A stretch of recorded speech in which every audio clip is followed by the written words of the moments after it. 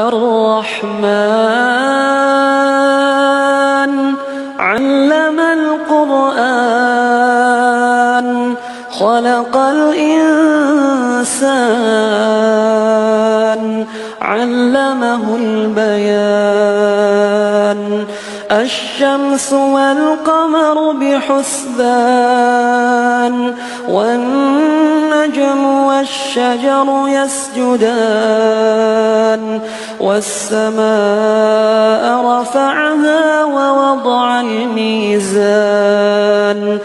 ألا تطغوا في الميزان وأقيموا الوزن بالقسط ولا تخسروا الميزان والأرض وضعها للأنام فيها فاكهة والنخل ذات الأكمام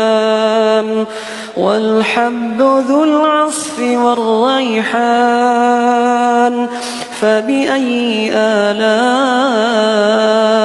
ربكما تكذبان